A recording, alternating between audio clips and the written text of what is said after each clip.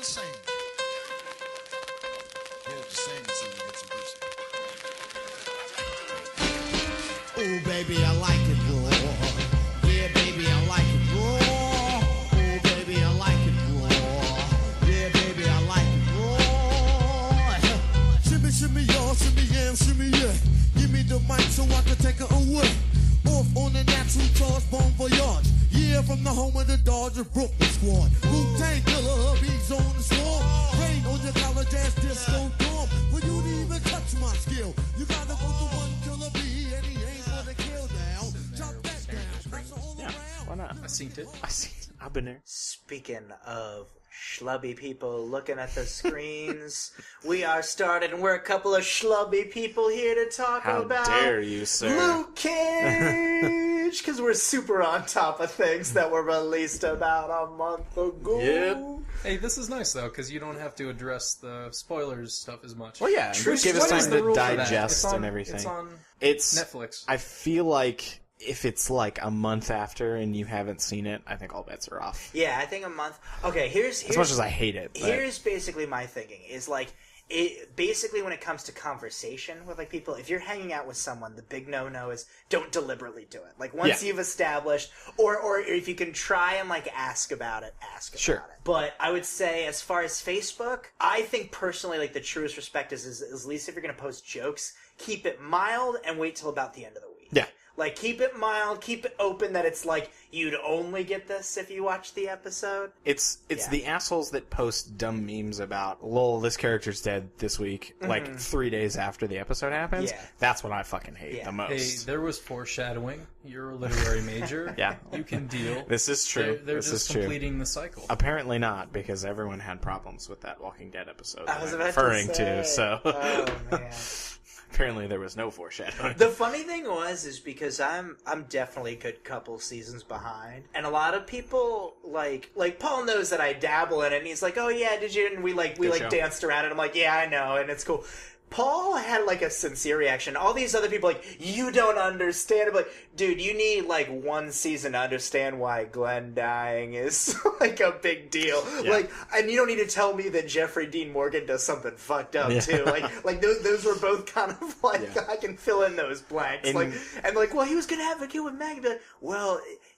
Also saw that coming once they developed a relationship. I mean, like... In catching up with that show, it's definitely... I mean, I wouldn't say it's formulaic, but it's definitely like, well, we have this lull where, you know, things are real nice, and it's like, well, something fucked up's gonna happen. Yeah. They're gonna ruin everything, and they're gonna have to start over again. You're gonna make me be that guy though, which is every show is formulaic. Yes. On a long enough timeline, a popular show that goes 8 seasons. True. Oh, yeah. You know. I still love it though. I mean, granted, I love that show. Oh, I still really enjoy it. That's one of those shows, I think, for me, is what I call kind of like a social Wikipedia. Whereas, like, I don't really watch it, and I'm sure at some point I'll probably sit back down and maybe get caught up.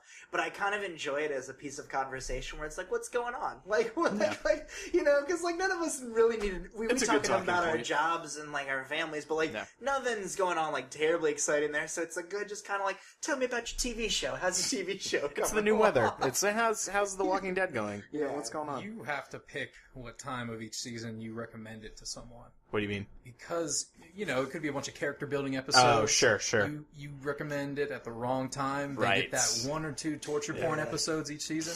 Yeah. What's wrong with you? Why would you bring me yeah. this? Oh, my God, That's that torture porn season of Blue's Clues. They went too far with the clue gathering.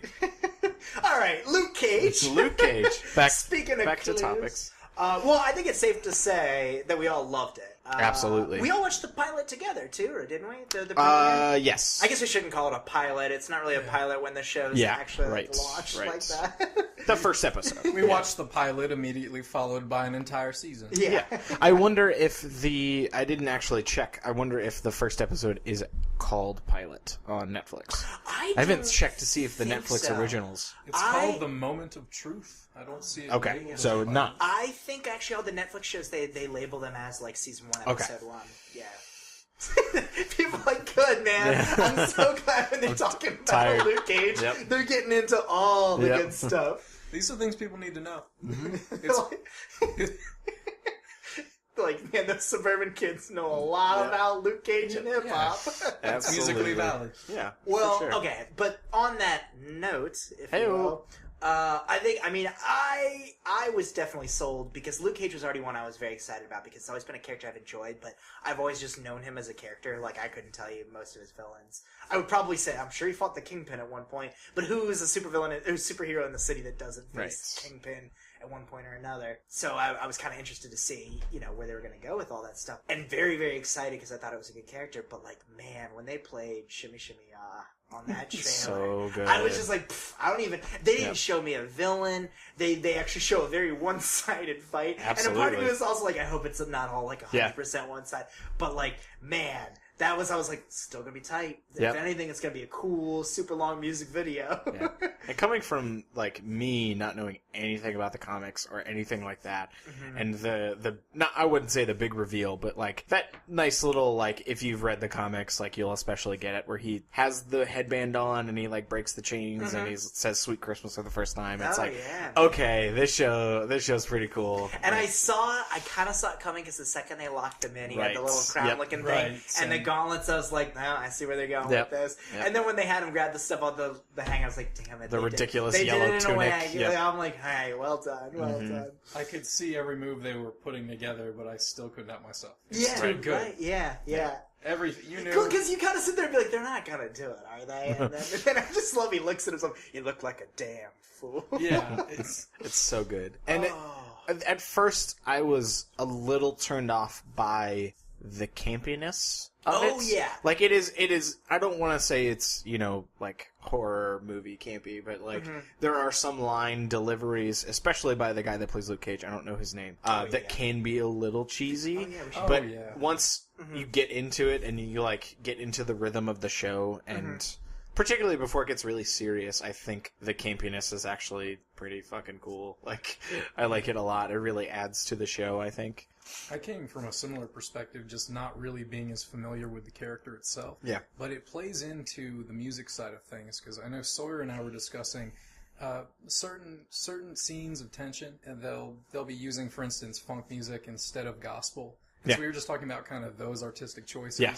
But to me, the one thing I do feel fairly clear on going into it is Luke Cage is essentially the Marvel Shaft. Yes. So you expect a lot of that sort of over-the-top, kind of cheesy, going from that 70s Dolomite kind of thing. Definitely like blaxploitation, Exactly. kind of like, even though, like, it, and it's funny you say that because I had a hard time, my mind had a hard time aligning it with the current period because for a long time I thought it was set in the past, and then I had to realize like the way the kids were talking and like how they had phones and like the technology, I was like, oh shit, this is like modern day. Oh, absolutely. Like just the way that they dress up with the music and like the club and all that stuff makes it very 70s, but it's still modern. It's I think cool. it's just because they're really trying to push the culture of that city. And kinda, Totally. And not to mention, it's also just kind of an introduction. It's also, normalizing it. I will agree, because I think a lot of it, when you're first introduced, it's very heavy-handed. It's kind of like, it honestly is like the barbershop films without, like, so much of the over-the-top comedy. Sure. Because only the one serious moment from each of those films. Yeah. He gets held at gunpoint in front of, like, 3 different historical buildings. And he gives the same speech several times. Listen here, young man. Yeah. Do you know who this building is named after? Yeah.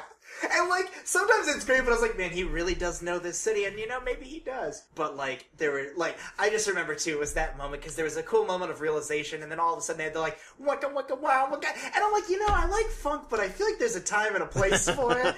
And, like... Never. Like, Always.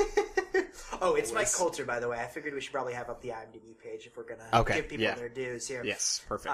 But but honestly, the thing is I actually like it because what they do a little bit better than the barbershop films is the barbershop films, when they talk about these issues, they're very contrived. Like, it's always a great conversation, but it's super, super contrived the way that they always have the discussion. And it's fine. White people have written sitcoms for years, it's not like you can't have your fair share of contrived moments. But, like, they actually do a better job of, like, discussing all those issues without it beating you over the head. And it's about the protection of the community as opposed to... And that's what a lot of people kind of miss about the cause. Yeah, I think they get away with a lot of that cheesy stuff. Like, having the club be one of the primary locations for a lot of those scenes, they're easily able to put in all the musical guests. the first episode I saw Raphael Sadiq up there, I just knew this Who was going I to be forgot kind of a about thing. and then looked up after that episode, and I was like, shit, I forgot how good Raphael Sadiq is. I had to go back through his catalog Yep. because I only got into him a little bit later on. He was doing almost like a gospel thing. Mm-hmm. He was touring around kind of dressed like maybe a blues band where everyone's in black. Yep, everybody But I wears like the didn't even- same suits or whatever. I'm only just now kind of hearing about kind of the hip-hop background. Oh, totally. He's great. I don't know about you guys, but it definitely kind of like jumpstarted a lot of my Wu-Tang stuff because I feel like once you start going down the ODB route, you start kind of going into that. And I'm not going to pretend like I've got like deep roots in Wu-Tang, but I do listen to and know a lot more about the Wu-Tang than the average Joe, I feel like. I actually went back and when we started talking about having this episode talking about the music, I actually went back and I listened to all of the Wu-Tang albums, and then I also listened to one of the composers for the show, Adrian Young, did a 2-part conceptual album with Ghostface Killah, and it's the same type of music from the show, but it's just got Ghostface over it. Oh, yeah. So I went back and listened to those, and it was good, kind of fresh, but it was also like, these guys are fucking awesome. Like, Oh man, Well, they kinda do Raekwon's on that track too. Yep. Nice. Absolutely. Well, they kind of, because they do like this divide and conquer, and then they reunite together, and they're like, Yep. we're back together. Yes. No. You can also do that when you have 20 members. Yeah. Oh, yeah. sure, absolutely. It's a rotating absolutely. door of... Well, But that's the cool thing is they all have like a unique voice and a unique like sound to it. Like I'm not saying that I could necessarily like spot every single one, but like I feel like it's a very recognizable theme, and you're like, oh, that's what they kind of bring. Like, Oh, yeah. yeah, like it's you know, like lyrically it's like a band, you know, it's like a collection of instruments because it's a different sound, a different cadence to their voices, you know. Yeah, exactly. And even on some of their earlier, the albums people tend to reference more, it's a lot of like featured performances. Oh, A lot yeah. of kind of, this is the Method Man track. Oh, totally.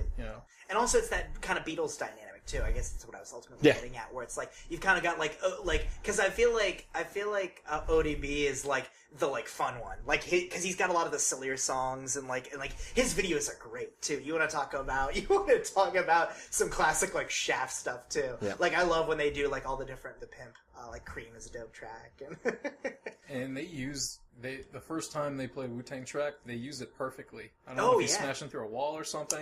It's It was- Bring the Motherfucking Ruckus. Bring the Yes, Motherfucking Ruckus. and he just got punched the- it. It's where he's storming Fort Knox. Yep.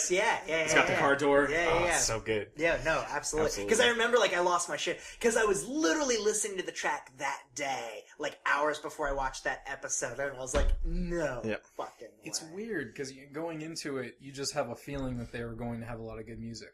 Oh, yeah. I had man. nothing really to base that off Yeah. of. It just seemed like it. Yeah. Well, even like a lot of the time, I'll get kind of tired of the same themes. Because obviously, I mean, it makes sense in a conceptual TV show to kind of bring back the same themes and everything, but it didn't feel like they were reusing a lot of the same themes, or if they were dressing them up in different styles or genres. And it really, honest to God, I think it's probably my favorite usage of music in a TV show, and possibly like a movie, just because of how good and how well it fit that show. It's just so much talent and so much care went into that soundtrack. Oh, hell yeah. Awesome. I completely even missed the whole thing where they had kind of the tribute to Phife Dawg from Tribe Called Quest on there. There's the one that's called Requiem for Phife. Oh, really? I totally forgot Did not was know in there. that. I totally missed that. Paul was not his head. It looks like you had. Well, no, it's just, probably mention that Ali Sahib Muhammad, I have a hard time with that name, man, Yeah. was part of making all the scores for this one. Actually. Adrian Young. Right. Yeah. It worked out nicely. Yeah, absolutely. But the thing is, there's so many featured songs from other groups. It doesn't necessarily stand out, the score, but it works perfectly. Yeah. Oh, totally. Yeah. Totally. Do you know, I wonder if it was the scene where Cottonmouth gets shot, too. I wonder if it was one of those scenes where they used it. Maybe. My guess That would be, make sense. If I were a betting man, I think that's where I would have to place it. I should probably, Well, and the cool thing is I like that they actually bring all these elements of, like, the hip-hop, like, lore and culture to actual stuff in there. Because, like, chess boxing is, the track, from Wu-Tang, and like there's the whole thing where he's talking about chess, and they have that whole intro to that track where it's it's very cheesy martial arts, but as a dude who like loves kung fu movies from back in the day. You know, I always enjoyed that, and I really enjoyed that they brought that. Even his coach in prison was just like, he's like, do you know how to fight? He's like, no, man, but I watch a lot of kung fu movies. Which kind of, if you do, you're like, well, Bruce Lee was all strength and power. Like he got fancy, but he wasn't exactly doing tricks. Like, right. He was doing stuff that if you got the strength and agility to make that happen, you can make that work. Yeah. I don't know. Yeah. Well, if you have bulletproof skin. Oh, that's true. Yeah. You have all the time in the world to make those sorts of choices. Yeah. I mean, but like also Luke Cage was like, before he even went to prison, like he was already a good fighter. So if you've got someone that's already a good fighter and you just kind of translate, because like Bruce Lee's workout methods, like they weren't like, I'm not going to say they're easy, but they weren't difficult. Like they were doable. Like it's not like doing like a backflip in the air where it's that takes a very specific kind of skill. This was the kind of thing, it's all just concentration and power and repetition. Because like one of his things was, and I remember I actually kind of used to do this back at like high school, we'd go to the gym, work out. One of the things he would do is he would take a medicine ball and he'd hold it out in arm's length and he'd flex his stomach muscle and he'd just keep dropping on it for as long as he could go for. Yep. And it's always one of those things you sit there and like, oh, and I'm like, nah, I did it. I was like, it's not bad, it's doable. Like sure. it definitely registers for a bit and you have to build up that, but I was like, it's you know, it's that kind of thing like, well, that makes sense because you're gonna get used to hitting those blows and stuff. Yeah. But not that the average Joe could do it. Yeah. But easy peasy. Yeah. And then of course there's the cameo by Method Man. Like even though I saw that in that trailer, my favorite fucking scene in that show. Didn't make you cringe at all? No, I love it. I absolutely love it. And how they trade hoodies. It is so dumb, but I fucking love it. Well, it's just like, oh shit, it's Method Man. Yep. Exactly.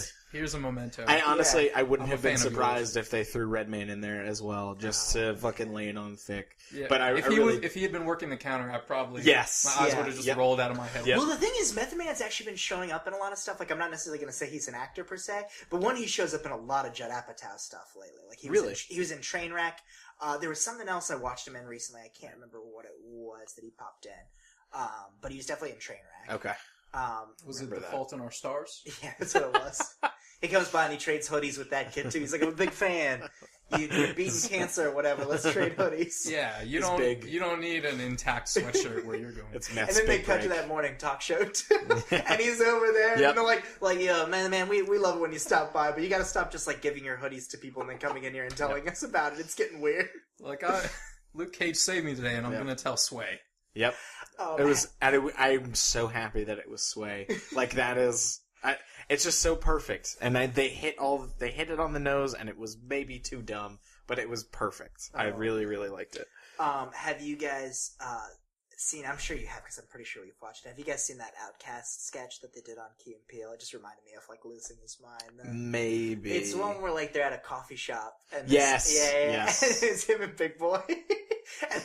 And she's basically, whatever happened to Outcast? And they have Andre 3000 walk in, and he's so lost fucking his weird. goddamn mind. Like he's in like this Peter Pan costume, but it's like giant size, like a huge feather. So and he orders ridiculous. like the most ridiculous coffee, like served in a vase. And she's calling it for it, and she's calling Andre's name. And he's just like, "You are the only person that has ever ordered that drink."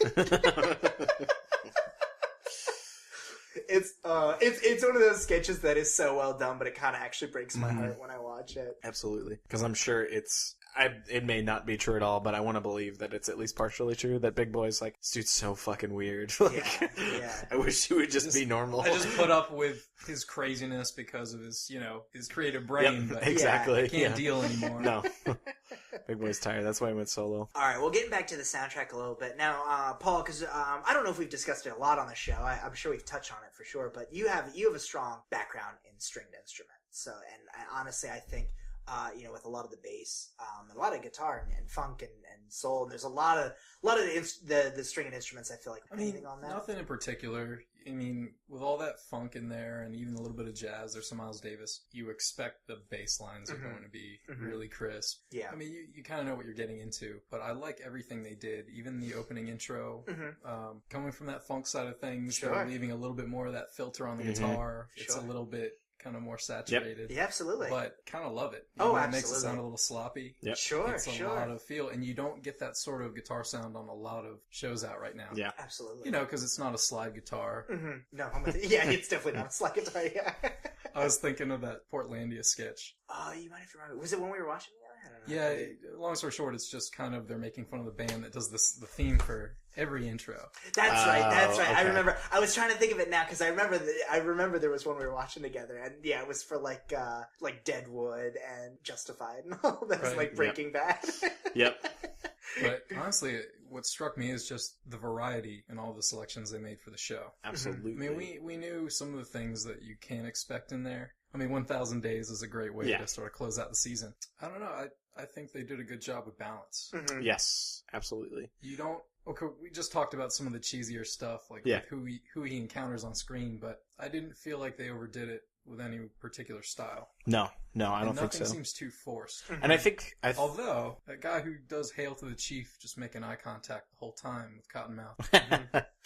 This song's for you, big man. Yeah. I will be honest, looking at you, too. big fella. The show definitely, I think, made me want to watch Empire, though. Because I was just like, you know what? Why don't I watch Empire? Because, like, it's all about this music scene. Like, it's basically the club. I will I don't warn know you, how I music's feel not about it. as good as this. Oh, it's not. I had a feeling. I don't know how I feel about That's it. my opinion, of course. It seems like the OC of, like, I don't know, urban New York. That's the thing is everybody's I don't know like, if I'm into you don't it. know. I was like, you know, man, I get enough of that filth from Game of Thrones, and I'm good.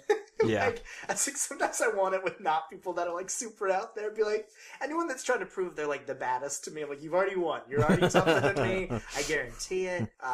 You've won on that front.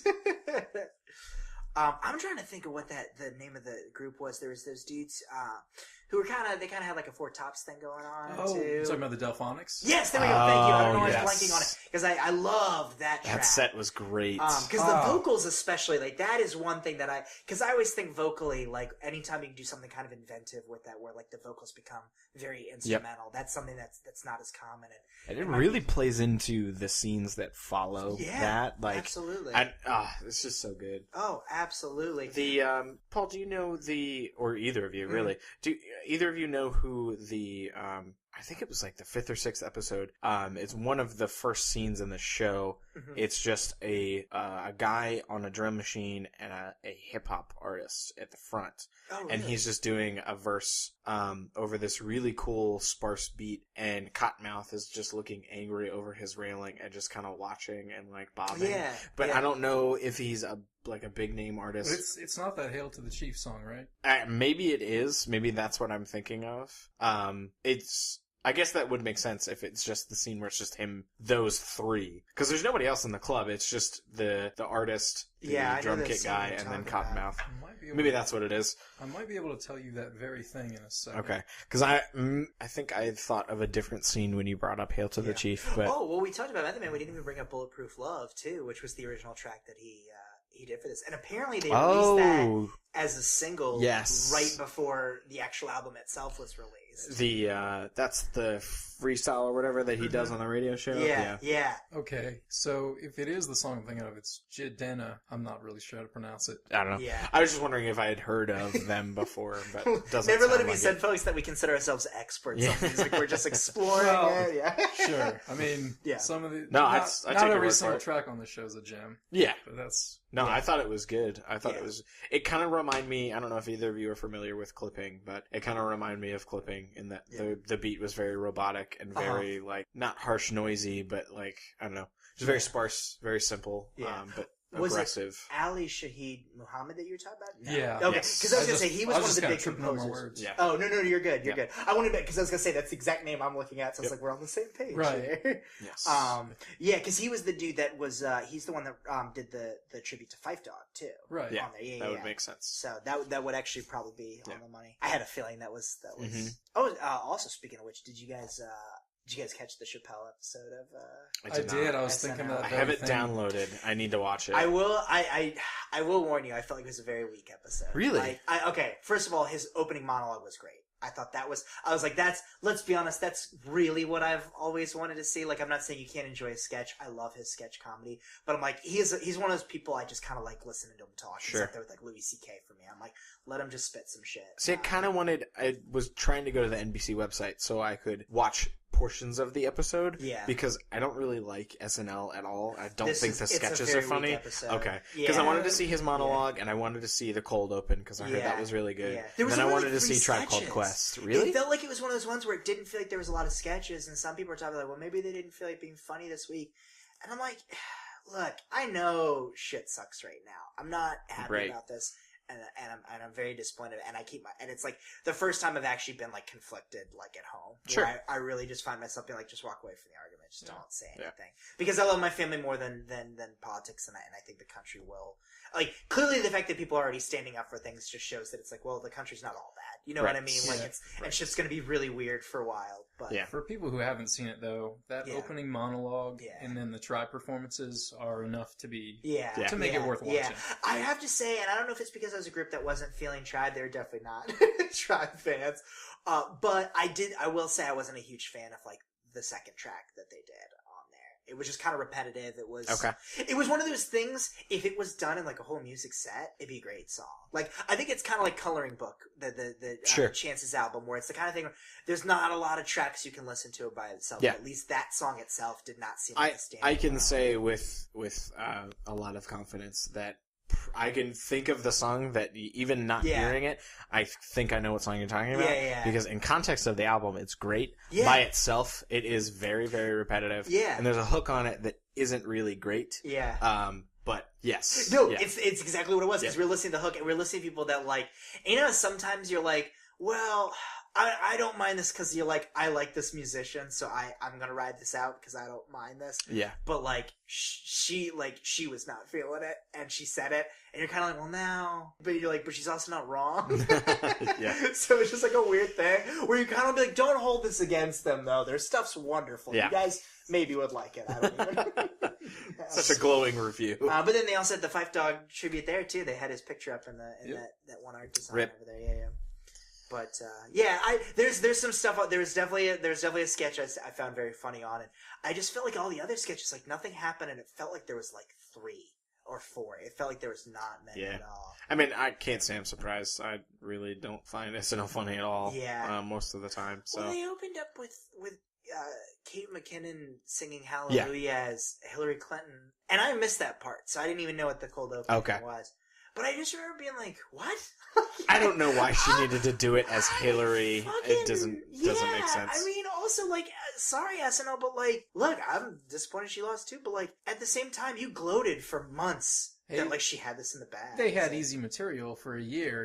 You want them to just give that up right away. They have to wean themselves off. The problem is, even when they have easy material, like, the sketches are so, like, malformed. They're like, premise, whatever. Like, you all took improv, figure it out when you're up there. It's what the cast is doing in between big movie contracts.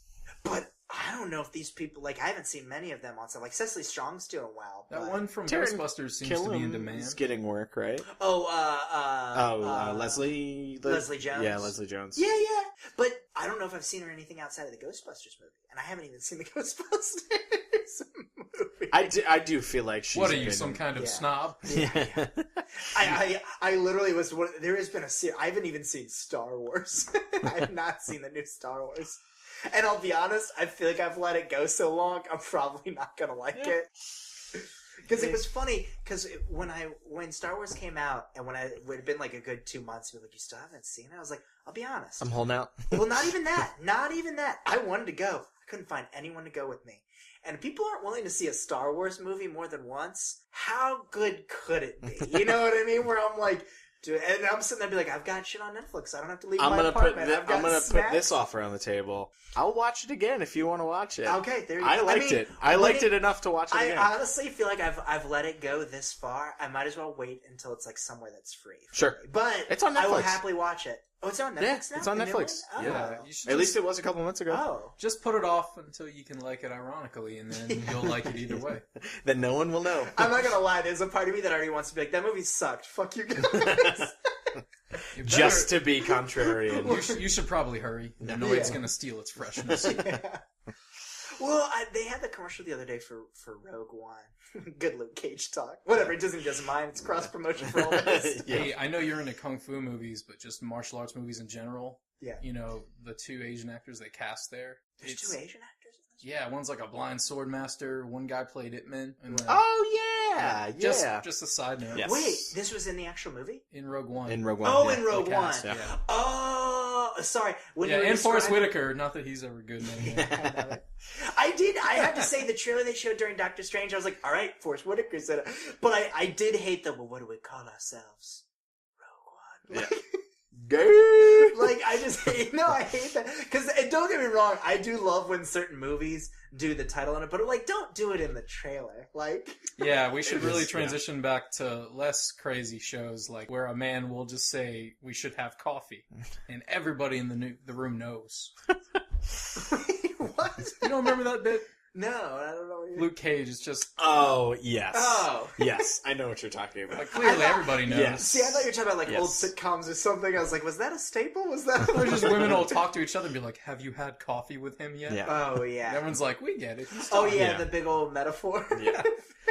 You had mentioned the Delfonics. What did you think of the tracks they put in there? Because I think there were two. Yeah, I One do believe there was captivated more than the one. hell out of Yes, me. because there was the one they do at the rehearsal, and then there's the one that they actually do like at the club when Yes, it's open. yes. No, I enjoy it because actually that's what I was going to say. I've been listening to. So my running music is I go on Pandora, and it's actually strange. I gave it a shot. And I was like, this could either work or not work, but it doesn't matter. I'll switch it up next time. So I listened to the J.D. McPherson station on there, and it's great because it's a mix of like rockabilly and of like modern rockabilly and like real classic rock and a lot of Motown kind of sprinkled in there. Nice. And so it is perfect running music because like you know what, I feel like I'm on like a Fitbit commercial every time I'm going out there. And getting back to my point is they captured, I mean, that sound, like, you know what I mean? Like it's there. And that's why, like, you know, when they had the whole funk thing, I was like, the funk's great, but the funk I expect to be there for Luke Cage. And like, that's why I like that sound just a little bit more. It's hard to describe. So the main song that caught my attention was called Stop and Look. Uh-huh.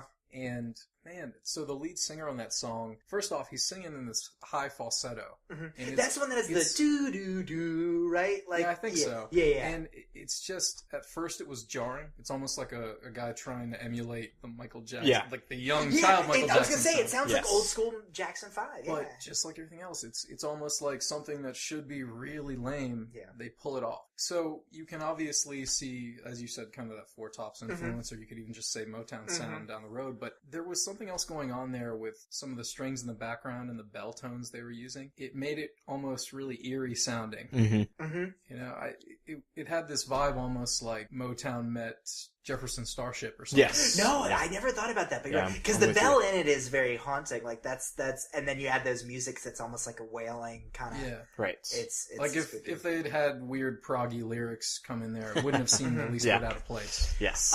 Now, no better person to discuss right after that than the one woman, and I shit you not, I feel like I was saying to myself, I wonder if they're going to include her. They had a Nina Simone track. They had Gold Ring on there. Now, granted, it's not one of my go-to Nina Simone songs, but I don't know how much you guys listen to Nina Simone. I'm actually not super familiar. Yeah, you're being the authority on Yeah. this one. It's one of those things, this is why I use YouTube. It's weird that I use YouTube as like my Spotify and things, because it helps me go down just the right combination of like Pandora, Sure. and not to mention you get to see some cool music videos. And also a lot of people put up their own mixes and independent stuff, Yeah. so you find all sorts of combinations, mashups, covers, all sorts of stuff. YouTube. Yeah. They also host Have you this heard of show. it? Yeah, they also host this show. But anyways, her stuff is always so great. Now they didn't pick any of the ones that I probably would have done, like, you know, I like, but I feel like I probably picked the obvious choices, like Don't Let Me Be Misunderstood, which Yes. you guys probably know the Animals version of that Yes. at least. Oh shoot, hold on, I ain't got a lot. Basically, that one is one I listen to anytime I'm having a rough day, because it's her listing like all these things, just like dealing with life and how it's beating her down. But it's just literally a listing of things, like I got my liver, got my. And I can't do it because I'm not going to do it much justice. 'Cause I'm pretty tone deaf. No, belt it on out. my own. Yeah, let's do it. That's what the people come for. Yeah. Also, it's been a long day, and I definitely had a drink before. I Terrible came here. covers. Oh, Yay. yeah, I know, right? People will be like, yes, white boy, please tell me how much you know by Nina Simone. I'll be like, no, if I was in the room, I'd definitely play some good tracks for you. But no, like, because it's one of those things where it's just like, especially when you're living in a world of first world problems, or just like dealing with shit with your family, it's like, it's all these listing of things like, I've got a lot. And you're like, you know what? this woman probably had to put up with a lot more shit than I've had to deal God. with. Like having, like, being a musician in the 60s, being a black woman, like, it was like, if this woman can get up every day and make something this beautiful, then maybe there's, like, a shot for me. And she's also crazy. Yeah. The crazy ones are the best ones, though. Yeah. But yeah, I definitely recommend picking up some Nina Simone. Honestly, if you put in, if you straight up put in, like, Don't Let Me Be Misunderstood and just, like, click the mix option right there, they're gonna line up a lot of good tracks, because she does a really good cover of, like, Here Comes the Sun. There's a really good documentary a buddy of mine was telling me about on Netflix that I keep, like, meaning to watch. I'm just the worst about sitting down and watching. I've been meaning to revisit. I listened to an album not too long ago by this band called Shoo Shoo. It's XIU. Oh, okay. And they did a covers album of Nina Simone tracks. And Really? Shoo Shoo is very, very, very, very weird. Okay. But I feel like I would have more appreciation for that album if I knew the songs. And I don't know the songs. Because they covered all of the songs that I don't know from her. And I know, like, the hits, I think. So I think you may have a better appreciation for that album. So you should check it out sometime. And that's the reason I can never remember the track. It's I Ain't Got No hyphen I Got Life. Okay. And so it's her basically kind of interrupting herself from complaining about this stuff. And then, of course, there's Feeling Good, which everybody knows.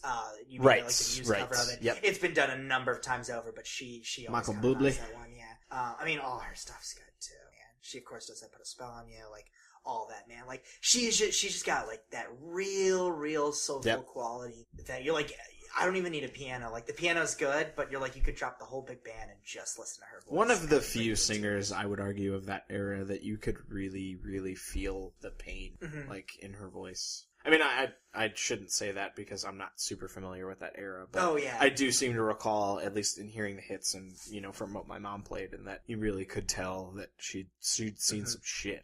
I'd say that makes it more impressive, though. Yeah. You know, at a time where that style of music's more prominent, there's a lot more competition. They have similar band setups, similar songwriting styles. It seems to me like it really comes down to the intangibles of the voice. Yeah, it's really the only thing setting them apart. Yeah. They probably have all the same producers. Yeah. Yeah. Well, it's funny because it wasn't until a couple years ago, and I wholeheartedly admit I was super late to this game. I never doubted it or whatever. But, like, I within the last couple years, got really into, like, Amy Winehouse.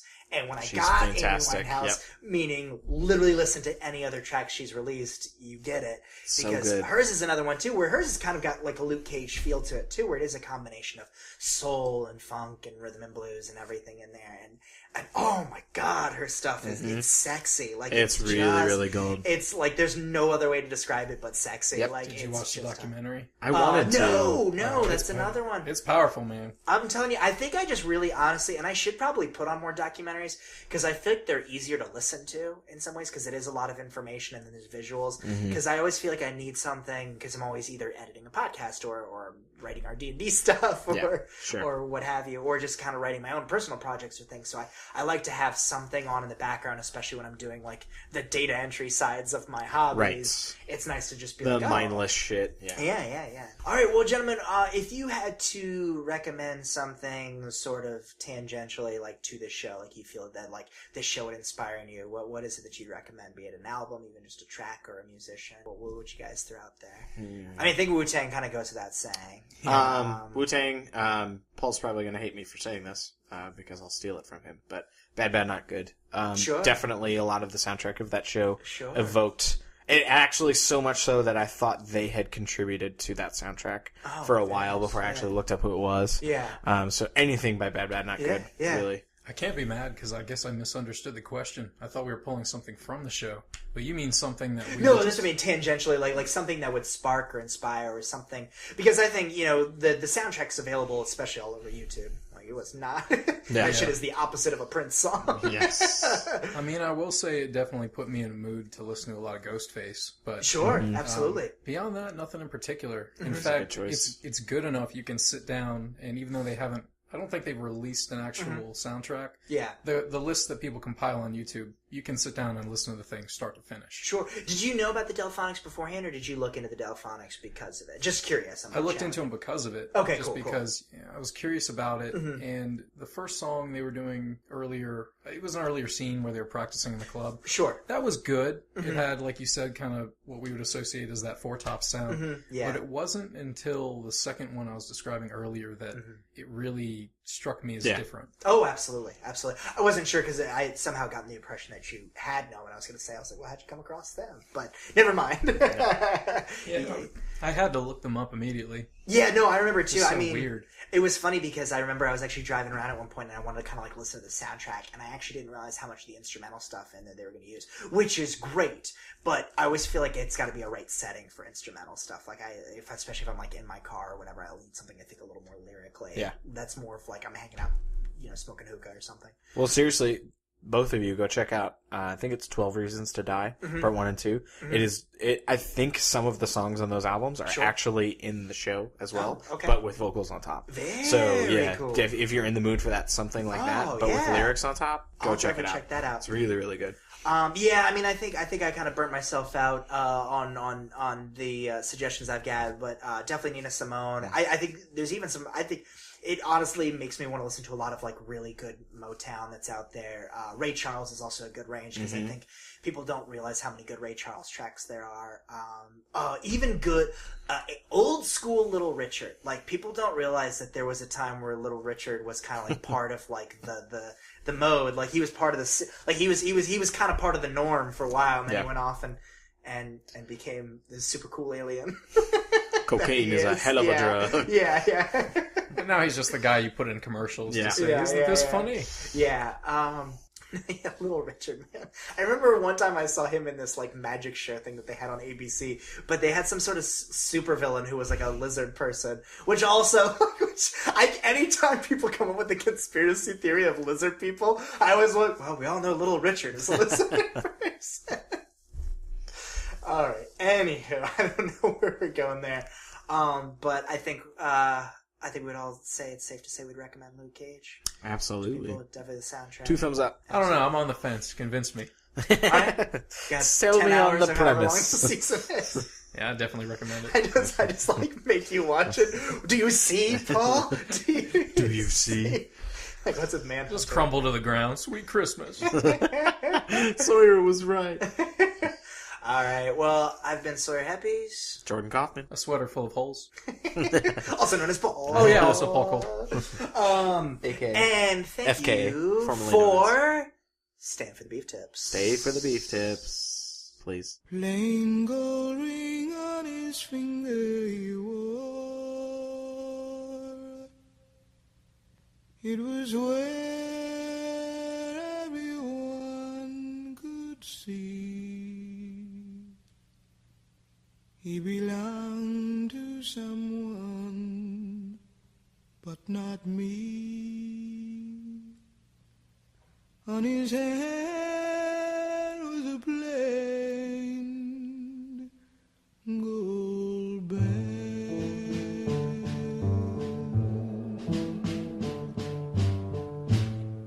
Plain gold ring had a story to tell.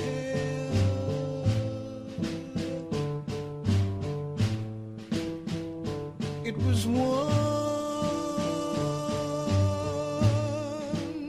that I knew too well. In my heart, it will never be spring. Long as he wears a plain gold ring.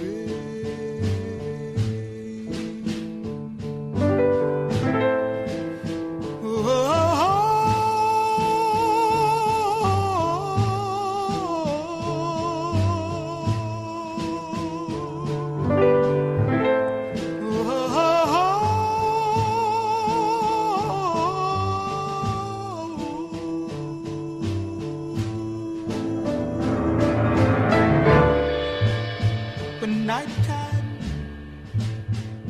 comes a calling on me,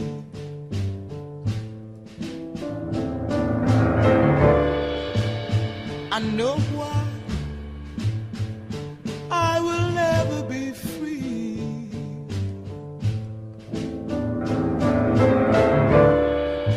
I can't stop these teardrops of mine. I'm gonna live here till the end of time.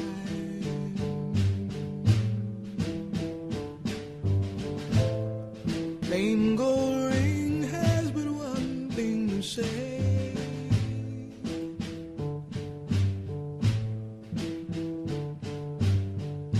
I'll remember till my dying day. In my heart, it will never be spring.